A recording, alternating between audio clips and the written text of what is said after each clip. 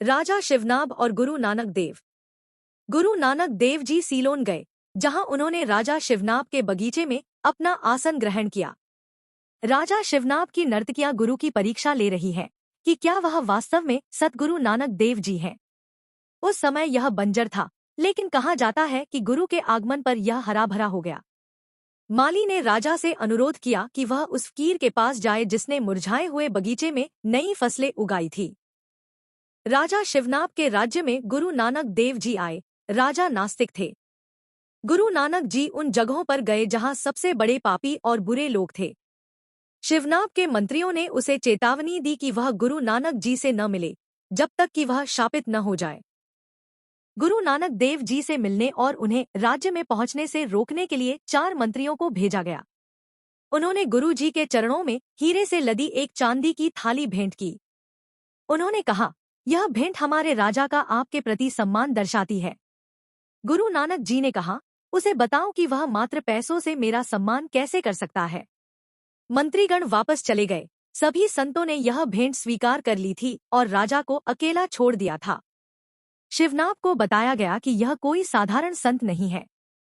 गुरु जी ने मंत्रियों से कहा, शिवनाभ से कहो कि अगर वह भेंट चढ़ाना चाहता है तो उसे खुद आकर भेंट चढ़ानी होगी। शिवनाभ एक अहंकारी व्यक्ति था और उसे यह नहीं पता था कि गुरु नानक जी कितने महान थे। गुरु नानक जी ने सभी को उनके वास्तविक रूप में देखा। राजा शिवनाभ एक अहंकारी था और उसने सोचा कि गुरु जी भी शायद अहंकारी होंगे। इसके बाद उसने गुरु जी को लुभाने के लिए अपनी नाचने वाली वेश्याओं को भेजा, लेकिन वे असफल हो गई क्योंकि गुरु जी ने उन्हें बेटियां कहकर संबोधित किया। मंत्री ने शिवनाभ को बताया। शिवनाभ कांप उठा। ईश्वर का भय उसके अंदर समा गया और उसने सोचा, यह अविनाशी आदमी कौन है। राजा ने गुरु नानक का परिचय पूछा। राजा ने आकर उसका नाम, जाति तथा यह भी पूछा कि क्या वह जोगी है। गुरु ने उत्तर दिया, जो योगी नाम से जुड़ा हुआ है और शुद्ध है, उसमें अशुद्धता का एक कण भी नहीं है। जो अपने साथ प्रियतम का नाम रखता है, जो सदा सत्य है, वह जन्म और मृत्यु से बच गया है। राजा ने पूछा कि क्या वह ब्राह्मण है। गुरु ने उत्तर दिया, वह ब्राह्मण है जिसके स्नान के लिए दिव्य ज्ञान है तथा पूजा के लिए भगवान की स्तुति है।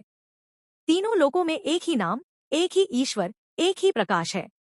राजा ने पूछा कि क्या वह दुकानदार है। गुरु ने उत्तर दिया, अपने हृदय को तराजू बनाओ, अपनी जीभ को डंडा बनाओ और अमूल्य नाम को तौलें।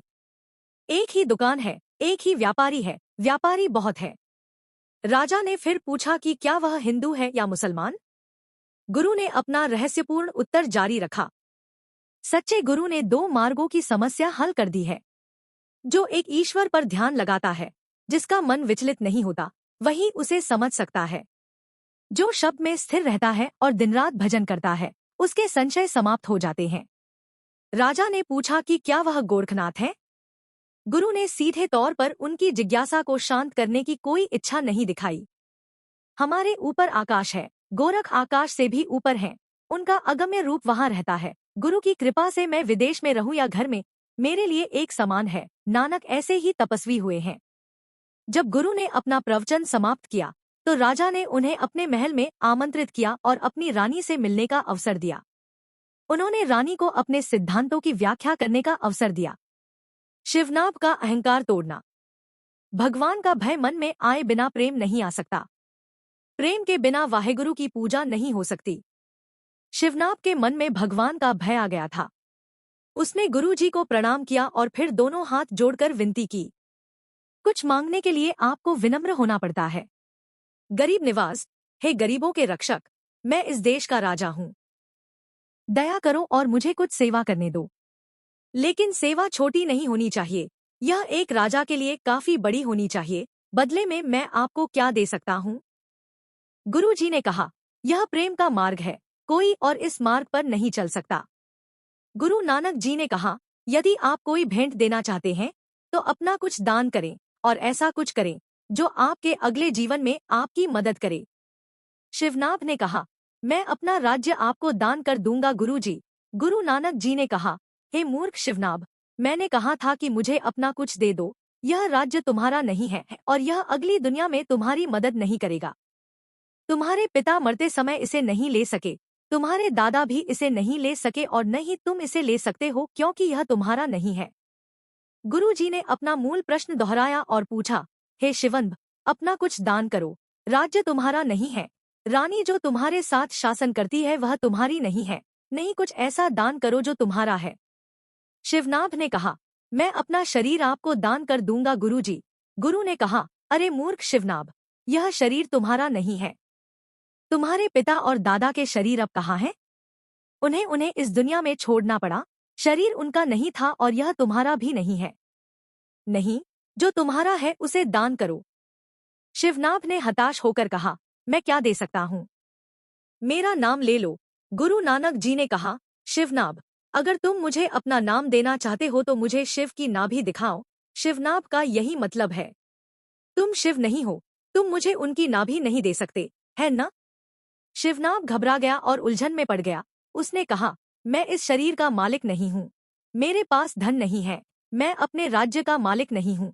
रानी मेरी नहीं है। हे गुरुजी, मैं क्या दे सकता हूँ? गुरुजी ने कहा, लेकिन तुम्हारे पास इतनी महान चीज है कि अगर तुम इसे दे दोगे तो तुम जन्म और मृत्यु से बच जाओगे।